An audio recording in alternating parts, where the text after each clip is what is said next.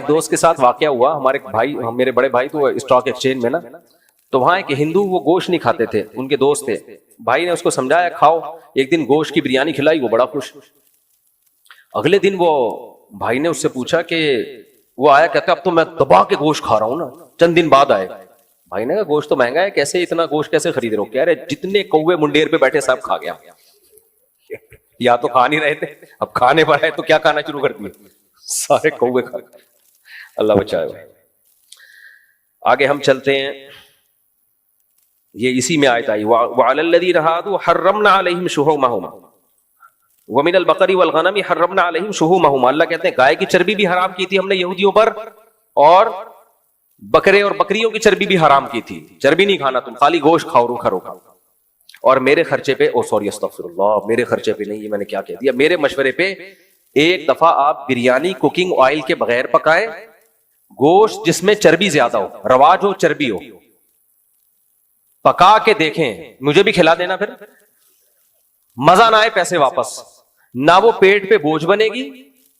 Cooking oil میں پکی ہوئی بریانی لذت میں بھی کم ہوتی ہے اور میدے پہ بوجھ بھی بنتی ہے. کوکنگ آئل نہ ڈالیں آپ اس میں. آپ کیا کریں, اسی کا جو گھی ہے نا, یعنی گوشت ایسا لیں جس میں چربی زیادہ ہو, رواج زیادہ ہو, رواج بھی چربی ہی کی طرح کا ہوتا ہے, اس میں آپ پکائیں, مزہ نہ آئے پیسے واپس. اور باسمتی چاول ہونا چاہیے, سیلا چاول نہیں. سیلا چاول پیڑ میں ایسے پتھر بنتا ہے جا کے. تو باسمتی چاول میں چربی والے گوشت میں آپ بریانی پکائیں, آئل الگ سے نہ ڈالیں, مزہ نہ آئے پیسے واپس.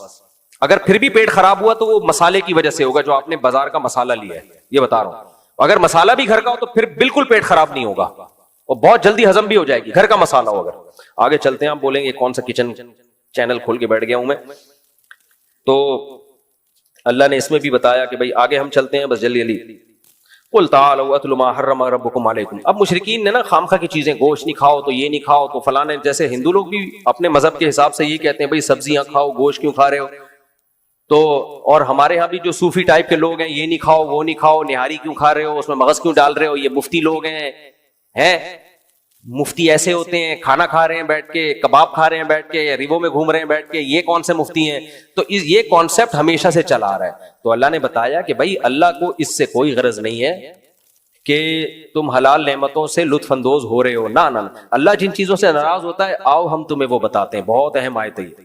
قل تعالوا اتل ما حرم ربکم علیکم. اے نبی ان سے کہہ دیجیے آؤ میں تمہیں بتاتا ہوں حرام کیا ہے, کن چیزوں سے تمہارا رب ناخوش ہوتا ہے. نہاری اور دمبے کی کڑھائی وڑائی سے تمہارا رب ناخوش نہیں ہوتا. ہم تمہیں بتاتے ہیں جو کرنے کے کام ہے, ان کو فوکس کرو. آج ہم لوگ انہی کام کو فوکس نہیں کر رہے. سب سے پہلا کام کیا ہے, لا تشرکوا بہ شیئا, اللہ کے ساتھ کسی کو شریک مت کرو. وبالوالدین احسانا, اللہ کے بعد سب سے بڑا حق کس کا ہے, ماں باپ کا. ماں باپ کے ساتھ تمہارا بیہیویئر اچھا نہیں, بہت اچھا ہونا چاہیے. احسان اچھے کو نہیں کہتے, بہت اچھے کو بولتے ہیں. بہت اچھا سلوک ہونا چاہیے ماں باپ کے ساتھ. ولا تقتلوا اولادکم من املاق, غربت کے خوف سے اپنی اولاد کو قتل مت کرو. ماں کے پیٹ میں پریگننسی کو ضائع کر دینا کہ ہماری آمدن کم ہے, وہ بھی اسی قتل میں داخل ہے. کیوں؟ اللہ فرماتے ہیں نحن نرزقکم وإیاہم, تمہیں بھی ہم روزی دیں گے, ان کو بھی روزی دیں گے. وہ تمہاری اولاد بعد میں, ہماری مخلوق پہلے ہے. نسل روکنا بھی اسی میں داخل ہے, کیونکہ ہم نسل روکتے ہیں یہ کہہ کے اپنی اولاد کو, انسانوں کو روک رہے ہیں. اللہ کہتے ہیں یہ میری مخلوق پہلے ہے. انسان کو دوسری مخلوق پر تو اللہ نے تصرف دیا ہے, جانوروں پر. خود انسان کو انسان پر حق نہیں ہے کہ وہ یہ فیصلہ کرے کہ کتنے انسان دنیا میں آئیں گے کتنے نہیں آئیں گے. تو اس لیے یہ کام تم چھوڑ دو. یہ رزق کس کے ہاتھ میں ہے, اللہ کے ہاتھ میں. قرآن میں دوسرے مقام پہ کیا آتا ہے, وَقَدَّرَ فِيهَا أَقْوَاتَهَا, ہم نے جب زمین بنائی تو انسانوں کی روزی روٹی کا پہلے سے زمین میں انتظام کر دیا. آپ مجھے ایک بات بتاؤ, آپ جب گھر میں کھانا پکاتے ہو تو جتنے مہمانوں کو بلایا ہوتا ہے اس سے کم کا پکاتے ہو یا احتیاطاً زیادہ کا پکاتے ہو؟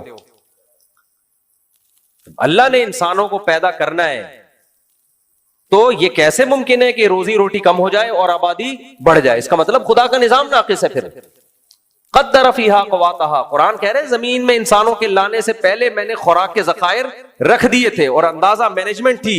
ہر چیز اپنے ٹائم پہ دریافت ہوگی. مینجمنٹ کا یہ مطلب ہے پہلے سے نظر نہیں آئے گا کچھ بھی, آبادی آتی رہے گی اور وسائل دریافت ہوتے چلے جائیں گے. کوئی سوچ سکتا تھا کہ سورج سے ہم اتنی بجلی بنائیں گے؟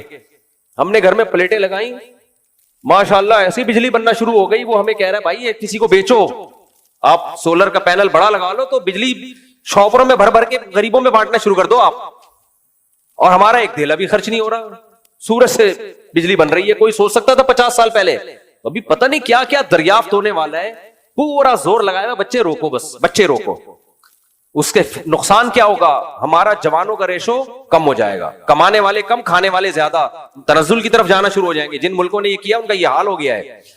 तो इसलिए अल्लाह ने इससे भी मना किया। आगे अल्लाह फरमाते हैं वला तक़रबुल फ़वाहिश मा ज़हरा मिन्हा वमा बतन, जितने भी बेहयाई के काम हैं, छुपे हुए हो जाहिर हो, बंद कमरों में इंटरनेट पर फौश चीजें देखना, बंद कमरों में टिकटॉक पे फेसबुक पे लड़कियों से दोस्तियां लगाना या खुलेआम ये सब कुछ करना, सब अल्लाह की तरफ से हराम। अल्लाह ने औरत तक पहुंचने का एक रास्ता, वो क्या है? निकाह। आज इस चीज को फोकस नहीं कर रहे हम। गर्लफ्रेंड बॉयफ्रेंड सिस्टम, लड़कियों से बातें, दोस्तियां, फिर इंटरनेट पर फिल्में, बेहुदा चीजें सब सोसाइटी में चल रही हैं। अल्लाह कह रहे हैं इसके करीब भी मत फटको, बेहयाई के कामों के करीब भी मत फटको। आगे वला तक़्तुलुन नफ्स अल्लती हर्रमल्लाह, किसी इंसानी जान का कत्ल मत करो। बात बात पे आज बंदा मारना कोई मसला रहा नहीं है। अल्लाह कहते हैं ज़ालिकुम वस्साकुम बिही, इसकी अल्लाह तुम्हें वसीयत करता है। इंसानी जान, इसमें अल्लाह ने मोमिन का लफ्ज़ भी नहीं कहा, कोई भी इंसानी जान, चाहे मोमिन हो चाहे काफिर हो। आज बात बात पे बंदे उड़ा देते हैं। आप देखो कितने मुबारक शख्सियत थे मौलाना समीउल हक साहब के जो बेटे थे, मेरी चंद महीने पहले उनसे गपशप हुई, दोस्ती हुई, इतना उन्होंने इस्लामाबाद में मुलाकात हुई, इकराम किया, इतने पोलाइट आदमी, मुझे बार बार दावत दे रहे, आप पकौड़ा खटकाएं हमारे मदरसे का विजिट, मुझे इतनी एक अच्छा लगा, उन्होंने रिस्पेक्ट दी। जब इत्तला मिली कि धमाका हुआ और शहीद हो गए, कोई बात ही नहीं है। किस कदर इंसानी खून को सस्ता कर दिया है इन लोगों ने। तो अल्लाह कह रहे हैं वला तक़्तुलुन नफ्स अल्लती हर्रमल्लाह, किसी इंसानी जान को कत्ल मत करो। उनका क्या कसूर था भाई? उनकी आपसे क्या दुश्मनी थी यार? मस्जिदों में घुस के नमाजियों को उड़ा देते हैं बात बात पे। उस दिन कुरान में आयत आई थी ना, जिसने किसी को कत्ल किया ना, सबसे बड़ी सजा किसकी है? कातिल की।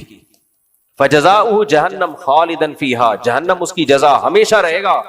वग़ज़िब अल्लाहु अलैहि, अल्लाह का गज़ब भी, अल्लाह की लानत भी, और बड़ा अज़ाब अल्लाह ने उसके लिए तैयार करके रखा है। इसलिए हुकूकुल इबाद में जो सबसे पहला हिसाब व किताब होगा ना, वो कातिलों से होगा, क्योंकि उनका जुल्म सबसे बढ़कर है। इससे बड़ा जुल्म इंसानियत पे हो नहीं सकता कि आप किसी इंसानी जान को कत्ल कर दें। तो बात बात पे फतवे भी लगा देते हैं, फला गुस्ताख, फला ने तौहीन की, उड़ा दो, फोड़ दो, मार दो। उस दिन एक बच्ची की वीडियो आई जिसके बाप को तौहीन का इल्जाम लगा के कत्ल कर दिया गया। ऐसे बिलक के रो रही थी, इतना तरस आया कि मेरे बाप तो नबी सल्लल्लाहु अलैहि वसल्लम से मोहब्बत करते थे, हमारे अब्बू आते थे, हमें प्यार करते थे, हमें घुमाने लेके जाते थे। वो जवान बाप का जनाजा घर में देख रही है, मारने वाला मार के चला गया और हीरो भी बन गया। ये आपको ये दहशतगर्दी सिर्फ पाकिस्तान में मिलेगी, कहीं भी नहीं है ये। भाई ये कानून बना हुआ है, लॉ बना हुआ है। आप केस करो, अदालत को न्यूट्रल होके आप केस की समाअत तो करने दो ना। तौहीन के केसेस में होता क्या है, पहले 50-100 बंदा, 200-250 बंदा एसएचओ के सर पे खड़ा होता है, एफआईआर काट वरना तेरी गर्दन उड़ा देंगे। तो वो जो एफआईआर काटेगा वो अदल पर मबनी होगी, है भाई। फिर अगर वो एफआईआर नहीं काटता, उसको अपनी जान का खतरा, काट देता है तो केस चलता है कोर्ट में। फिर जज अदालत के बाहर 2000 बंदा खड़ा हुआ होता है कि इसको फांसी की सजा सुना वरना तेरी गर्दन उड़ जाएगी। ये चल रहा है पाकिस्तान में, और ये हवाई बातें नहीं है, मुशाहिदे पर मबनी वाकयात हैं। कितने बेगुनाह लोगों को जेल की कोठरियों में डाल दिया, सिर्फ अपनी जाती दुश्मनी निकाली, कोई केस बना के उसके ऊपर डाल दिया। तो ये हो रहा है इंसानी जान, और मजहब के नाम पे मार दो, मजहब के नाम पे मार दो। इंसानी जान का कत्ल हल्की चीज नहीं है, इसके बहुत सख्त सबूत होने चाहिए, इसके बहुत पावरफुल सबूत। तौहीन रिसालत का कानून यह है कि मुर्तकिब की सजा कत्ल है, बिल्कुल ठीक कानून है, लेकिन तौहीन को एक्सप्लेन कौन करेगा? जबान की लुड़खड़ाहट, बोलना कुछ चाह रहा था निकल कुछ और गया, या कोई इल्मी बात है जो बयान कर रहा है, उसका मकसद तौहीन नहीं है, कोई इल्मी चीज है। तो इन चीजों पे फौरन फतवा लगा देना, अगले की जिंदगी भी ना देखना कि भाई ये क्यों तौहीन करेगा, इसका क्या दिमाग खराब है क्या? बात बात पे फतवे लगा देते हैं, और जो मारता है वो हीरो बन के आ जाता है। तो ये गलत है, ये भी इंसानी जान के कत्ल में ये चीज شامل ہے. اگر کسی کی زبان لڑکھڑاتی ہے آپ اس کو اپنی بات کو ایکسپلین کرنے کا موقع دو. پھر اگر کوئی علمی اختلاف بیان کر رہا ہے تو اس کے دلائل سنو. کچھ بھی نہیں سنا جاتا, تھڑ تھڑ فتوے, وہ اس نے اٹھا کے ادھر بندہ مار دیا, اس نے اٹھا کے ادھر بندہ مار دیا, اور مارنے والا ہیرو بن جاتا ہے. پھر اس مارنے والے کی مذمت میں کوئی بیان نہیں دے سکتا. کوئی مذمت میں بیان دے گا, اگلے دن وہ آیا ہوا ہوگا اخبار میں, اس کو بھی اڑا دیا. سرگودا میں کیا ہوا ہے, وہ ایک مقدس اوراق کا ایک ادارہ ہے, تو وہ کیا کرتے ہیں, سب سے مقدس اوراق جہاں بھی اللہ رسول کا نام کسی کاغذ پہ لکھا ہو لے کے نا جمع کرتے ہیں, کہیں دور لے جا کے دفن کر دیتے ہیں. میں نے ان سے کہا یار تم اتنی ٹینشن اٹھا رہے ہو تو یہاں گڑھا کھود کے ان مقدس اوراق کو جلا دیا کرو تاکہ لوگوں کے پاؤں میں نہ آئے. فقہاء نے بیان کیا بھائی مقدس اوراق جو ہے, جو قرآن ہے کو بوسیدہ ہو جائے تو جلا دیا جائے تاکہ اس کے نقوش مٹ جائیں. کہتے ہیں کیا بات کر رہے ہو, ہم نے یہاں ایک دن ایسا کیا کہ ہم نے ایسے جلایا, وہ تھوڑی سی آگ نکلی, کہیں اڑوس پڑوس میں خبر پہنچ گئی کہ یہ قرآن کو جلایا ہے. اس وقت میڈیا بہت فاسٹ نہیں تھا. اب یہ جو جلا رہے تھے یہ توہین کی نیت سے نہیں بلکہ توہین سے بچانے کے لیے کہ پاؤں میں نہ آئے. کہہ رہے فوراً تھانے میں گیا, ہمارے لیے تو جان چھڑانا مشکل ہو گیا, پتہ نہیں کس طریقے سے جان چھڑی ہے. میں نے کہا شکر کرو میڈیا اس وقت اتنا فاسٹ, 20-25 سال پرانی بات ہے, ورنہ ایک ویڈیو فیس بک یوٹیوب پہ آنی تھی تمہاری بوٹیاں نوچ کے لوگ کووں کو کھلاتے. حالانکہ وہ بیچارہ کر کیا رہا ہے, مقدس اوراق کی حفاظت. تو جو مقدس اوراق کی مقدس شخصیات کی حفاظت کرنے والے, ساری زندگی ان کی تعظیم پہ بیان کرنے والے, انہی پہ فتوے کس کے لگ جاتے ہیں, توہین کے. تو انسانی جان کا قتل ہلکی چیز نہیں ہے. اس کو ایسا نہیں ہے کہ جو اڑا دو اس سے کوئی جنت نہیں ملے گی. اس بچی پہ مجھے اتنا ترس آیا جس کے باپ کو مار دیا یار, کیسے بلک بلک کے رو رہی ہے وہ. تو انسان کے لیے پورا گھر چل رہا ہوتا ہے کسی شخص سے, آپ نے اڑا دیا, اپنی ٹھڑک پوری کر لی اور ہیرو بھی بن گئے آپ. تو ایسے جذباتی لوگوں سے ہمیں اپنے ملک کو بچانا ہے, اپنے کلچر کو, اپنی سوسائٹی کو بچانا ہے. اور یہ صرف یہیں پر آپ کو ملے گا دنیا میں. ہاں جو واضح لفظوں میں توہین کر رہا ہے, ہمیں پتا ہے یہ شراب بھی نہیں پی ہوئی اس نے, دماغ صحیح ہے اس کا, جان کر جیسے ملحد لوگ کر رہے ہوتے ہیں, کوئی تعویل نہیں بنتی ہے اس کی, اور کیس چلتا ہے, پتا چل جاتا ہے کہ بھائی اس کی کوئی دوسرا مطلب بنتا نہیں ہے, تو ٹھیک ہے, اس کے لیے تو قانون بنا ہوا ہے. ایسے شخص کو سزا ملنی چاہیے تاکہ ہم ناموس رسالت کی حفاظت کریں. نبی صلی اللہ علیہ وسلم کی ذات اتنی ہلکی نہیں ہے کہ ہم لوگوں کو اجازت دے دیں جو منہ میں آئے اٹھائے اور جو آپ بکواس کرتا پھرے. تو میری اس تقریر کا یہ مطلب نہیں ہے کہ ہم اس کی کھلی چھوٹ دے رہے ہیں. میری تقریر کا مطلب یہ ہے کہ اس قانون کا غلط استعمال, اس پہ پابندی ہونی چاہیے. تو باقی قانون بذات خود ٹھیک ہے کہ توہین رسالت کی ہم کسی کو پرمیشن نہیں دیں گے, لیکن اس توہین کا فیصلہ کون کرے گا, عدالت. اور عدالت بھی دباؤ میں آ کے نہیں کرے گی, دونوں طرف کے دلائل سن کے وہ انصاف والا تجزیہ کرے گی. ورنہ عدالت پہ بھی دباؤ ہوتا ہے کہ تو نے اس کو سزا نہیں دی تو تیری گردن اڑے گی. یہ ہوا ہے, مجھے خود وکیل نے بتایا کہ میں نے 2 بے گناہ لوگوں کو اندر جیل میں کیا ہے, عمر قید کی سزا سنائی ہے, جبکہ مجھے پتا تھا کہ یہ مجرم نہیں ہے. کہہ رہے ہیں ان کو میں جیل میں نہیں بھیجتا تو میری لاش ملتی, اتنا دباؤ تھا میرے اوپر, مجھے جان سے مار دیتے تو میں مجبور تھا کہ یار اپنے آپ کو بچاؤں. غلط کیا, لیکن کہتا میں کیا کرتا, باہر عدالت کے باہر بندہ کھڑا ہوا تھا, اتنا 1000-2000, اور میں حکومت کی طرف سے وکیل تھا, میں اس کو چھڑوا دیتا تو میں گیا کام سے. اور جج کو بھی یہی خطرہ تھا, تو جج نے بھی اس کو عمر قید کی سزا سنا دی. یہ بہت ہے, ایک نہیں ہے, جیلوں میں بھرے ہوئے ایسے لوگ. اکثر علماء گئے ہوئے ہیں اندر جو بیچارے 8 سال درس نظامی پڑھا, انہوں نے قال اللہ قال رسول پڑھا اور انہی پہ الزام لگا اور جیل میں گئے. تو یہ ہو رہا ہے مارکیٹ میں. تو جو واقعی مرتکب توہین رسالت ہیں ان کو تو سزا ملنی چاہیے, لیکن یہ فیصلہ کون کرے گا بھائی؟ کورٹ بنی ہوئی, عدالت بنی ہوئی ہے. دنیا میں ایسا کسی ملک میں نہیں ہوتا کہ جو اٹھا کے فیصلہ کر دے, فتویٰ دے دے, اڑا دو, یہ کر دو, وہ کر دو. تو جمعے کے دن والدین کی قبر پر جانا, کیا جمعہ کے دن والدین میں سے کسی کی قبر کی زیارت کی کوئی خاص فضیلت ہے؟ ارسلان صاحب راولپنڈی سے. نہیں جناب, لوگ آج کل جمعے کے دن یا عید کے دن قبرستان جا رہے ہوتے ہیں, اس کی کوئی حیثیت نہیں ہے. کسی بھی دن جب چاہیں آپ قبرستان چلے جائیں, اپنے والدین یا بزرگوں کی قبر پہ بھی جا سکتے ہیں, ان کے لیے دعا کریں وہاں جا کے. اور قبرستان جانا چاہیے, حدیث میں آتا ہے زورها فإنها تذکر الآخرہ, قبرستان کی زیارت کیا کرو, اس سے آخرت کی یاد تازہ ہوتی ہے. لیکن اس کے لیے دن متعین نہیں ہے. جمعے کو اس نیت سے جانا کہ اس دن ثواب زیادہ ملے گا تو یہ پھر بدعت ہے.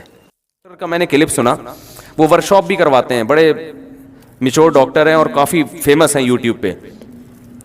وہ نفسیاتی ڈاکٹر سے کسی نے پوچھا دوسری شادی کے بارے میں, تو محترم فرمانے لگے کہ دوسری شادی میں انسان کو جھوٹ بولنا پڑتا ہے, اس کی بیوی کا اس پر سے اعتماد ختم ہو جاتا ہے, اور یہ ہو جاتا ہے اور وہ ہو جاتا ہے, یعنی غیر اخلاقی حرکتیں. اور وہ جو باتیں بتائیں واقعی صحیح تھی. ایسا ہوتا ہے کہ وہ ٹوپیاں کرائے گا, آج ادھر بیٹھا ہوا ہوں, آج ادھر بیٹھا ہوا ہوں. صحیح سچ بتائے گا تو پکڑا جائے گا نا, سچ بتائے گا تو وہی پکڑا جائے گا, پٹے گا. تو وہ گھماتا رہتا ہے, ادھر بھی چائے پیے گا, دوسری بیوی کو بھی جا کے بتائے گا کہ میں تمہارے پاس چائے پینے کے لیے, آج سے پہلے میں نے کبھی چائے پی نہیں ہے, جب بھی پیتا ہوں تمہارے پاس پیتا ہوں. تو یہ ٹوپیاں اور یہ سب جھوٹ اور اعتماد ختم اور یہ سب بے پناہ نقصانات, اور اس سے بیوی ڈپریشن میں جاتی ہے, یہ ہوتا ہے وغیرہ وغیرہ. بالکل صحیح کہا. لیکن محترم یہ بھول رہے ہیں کہ جن عورتوں کو بندہ ہی نہیں مل رہا شادی کے لیے, وہ جو ڈپریشن میں جا رہی ہیں, ان کا آپ کے پاس حل کیا ہے؟ یعنی اس بندے کی ڈپریشن اور اس کی بیوی کی ڈپریشن کا تو خیال کیا جا رہا ہے. ان بیوہ طلاق یافتہ غریب لڑکیاں جو لاکھوں کی تعداد میں بیٹھی ہوئی ہیں, جن کو میاں نام کی کوئی چیز مل ہی نہیں رہی ہے, ان کی ڈپریشن پہ کوئی مقالہ نہیں ہے, کوئی تحقیق نہیں ہے, اور اس کا کوئی حل نہیں ہے. اس لیے کہتے ہیں کہ وحی کی تعلیمات کے بغیر جب انسان اپنی عقل سے سوچتا ہے نا, تو ٹھوکریں کھاتا ہے. عقل وہ ہے جو قرآن کے تابع ہو. پھر آپ کو عقل ایسا خاندانی گائیڈ کرے گی نا, ایسے خاندانی راستہ بتائے گی جس کو قرآن نے مثالیں دی ہیں. اگر صرف قرآن ہے, عقل نہیں ہے, تو بھی گمراہ ہوگا انسان. کیونکہ عقل تو قرآن تو ایک روشنی ہے نا, چلنا تو خود ہے اس میں. قرآن زبردستی دھکا دے کے تھوڑی چلائے گا آپ کو. قرآن دیکھو اللہ نے کیا پیاری مثال دی ہے قرآن میں. اللہ نور السماوات والارض, اللہ زمین آسمان کا نور ہے. کیا مطلب؟ جیسے نور سے روشنی ہوتی ہے نا, اندھیروں میں ہمیں نور سے راستے نظر آتے ہیں, ایسا ہی ہوتا ہے نا. ارے آپ ایک جنگل میں کھڑے ہوئے ہیں, گھپ اندھیرا ہے, منزل ملے گی آپ کو؟ پتہ چلے گا کہاں کھائی ہے, کہاں پانی ہے, کہاں پل ہے, کہاں شیر ہے, کہاں چیتا ہے, کہاں راستہ ہے, کچھ بھی سمجھ نہیں آئے گا. تو ایسے میں آپ کو کیا چاہیے ہوتا ہے؟ نور, روشنی. روشنی آپ کو چلا نہیں دیتی, روشنی دکھا دیتی ہے. روشنی کیا کرتی ہے؟ دکھا دیتی ہے. بھائی یہ کھائیے, یہ شیر بیٹھا ہوا ہے وہاں جناب بھیڑی ہیں, وہ آوازیں آئیں گی نا آپ کو, آپ عقل استعمال کرو گے, یار وہ کی جو آوازیں آ رہی ہیں اس کے مطلب اس سمت میں کیا ہے؟ بھیڑیے بیٹھے ہوئے. تو عقل استعمال کرتا ہے انسان, اس روشنی کی موجودگی میں اس سے فائدہ اٹھا کے جب عقل استعمال کرے گا تو صحیح سمت میں چلنا شروع. اگر روشنی نہیں ہے, سالی کھوپڑی ہے صرف آپ کے پاس, عقل کھوپڑی کو بھی کہتے ہیں نا, تو کھوپڑی ہے آپ کے پاس, روشنی نہیں ہے, تو خالی کھوپڑی سے راستہ نظر نہیں آئے گا, دھکے کھائے گا وہ. اور اگر روشنی تو ہے مگر کھوپڑی نہیں ہے آپ کے پاس, تھوڑی سی میں ایسے جلدی میں ایسی باتیں کر لیتا ہوں, کھوپڑی کہنا تو عقل ہی چاہیے, اس طرح کی لینگویج استعمال کرنا مناسب نہیں ہے. تو اصل میں جو کچھ الفاظ ہماری زبانوں پہ چڑھ گئے ہیں نا, اب کسی کو لوگ بتاؤ آپ میں عقل نہیں ہے تو اس کی سمجھ میں بات نہیں آتی, آپ اسے بولا آپ کی کھوپڑی ہے ہی نہیں, ٹھیک ہے نا, وہ فوراً سمجھ جاتا ہے. تو یہ الفاظ میری زبان پہ لوگوں سے بات کر کے چڑھ گئے ہیں زبان پہ. تو اب مہذب لیکچر تو اس طرح نہیں ہوتے, وہ تو یہی ہوتے ہیں آپ کے عقل شریف, ٹھیک ہے نا, اور اس طرح کی چیزیں انگلش تھوڑا سا لگا کے وہ چلا دیتے ہیں بات کو. ہم بالکل دیسی زبان استعمال کرتے ہیں. تو روشنی ہے, کھوپڑی نہیں ہے, تو بھی فائدہ نہیں ہے, اس لیے کہ روشنی میں آپ کو سب کچھ نظر آئے گا مگر آپ جج نہیں کر سکتے. جدھر شیروں کی آواز آ رہی ہے آپ اس طرف چلنا شروع ہو گئے, لوگ کہیں گے عقل استعمال کر, اللہ کے بندے ادھر سے دھاڑنے کی آواز آ رہی ہے, مرے گا وہاں پہ. آپ کہہ رہے ہو نہیں, چونکہ روشنی موجود ہے تو اب مجھے عقل استعمال کرنے کی ضرورت نہیں ہے, تو یہ بات درست ہوگی. اور اگر اندھیرے ہیں, خالی عقل سے ہی فیصلہ کر رہا ہے کہ راستہ کدھر ہے, بھائی راستہ تو آنکھ سے نظر آتا ہے, اور آنکھ روشنی کے بغیر نہیں دیکھتی, اس کے بعد گیس کرنا پڑتا ہے کہ کون سا راستہ صحیح ہے کون سا غلط ہے. تو قرآن نے ایسی خاندانی مثال دی ہے, قرآن نے روشنی کی اہمیت کو بھی بیان کیا اور عقل کی اہمیت کو بھی. جو ملحد لوگ ہیں, مذہب کو اسلام کو نہیں مانتے, وہ عقل ہی کو ویلیو دیتے ہیں, روشنی کی ان کی نظر میں کوئی قدر نہیں ہے. اور جو مذہبی لوگ ہیں مگر صحیح مذہب کو فالو نہیں کرتے, وہ صرف روشنی کی بات کرتے ہیں, کھوپڑی استعمال نہیں کرتے وہ. تو قرآن نے بار بار کہا ان فی ذلک لآیات لأولی الالباب, اس میں عقل مندوں کے لیے نشانیاں ہیں. بتایا کہ عبرت حاصل ہوگی, صحیح راستہ نظر آئے گا صرف کن لوگوں کو, جو عقل استعمال کرتے ہیں. بغیر عقل کے راستہ نظر نہیں آئے گا. اور روشنی کی ویلیو کو بھی قرآن نے بیان کیا کہ روشنی جو ان کو ملے گی وہ کہاں سے ملے گی, اللہ کی طرف سے. اللہ کیسے روشنی دیتے ہیں؟ قرآن کے ذریعے, پیغمبروں کے ذریعے. گمراہی کے اندھیروں میں آپ کھڑے ہوئے ہو اور قرآن اور سنت کے ذریعے آپ کو اس میں روشنی مل رہی ہے. گمراہی کو اندھیروں سے تعبیر کیا ہے, اور اللہ اپنے کلام کو کس سے تعبیر کرتا ہے؟ روشنی سے. تبھی قرآن نے کہا اللہ نور السماوات والارض. یہ مثال بڑی خاندانی ہے, میں کئی بیانات میں دے چکا ہوں, اگرچہ ٹاپک نہیں ہے, مگر میں تھوڑا سا جلدی سے اس مثال کو بیان لازمی کروں گا. مثال ہے بڑی زبردست. اللہ نے فرمایا اللہ کی مثال جو ہے نا, اللہ آسمانوں اور زمین کا نور ہے. نور کا مطلب روشنی دینے والا ہے.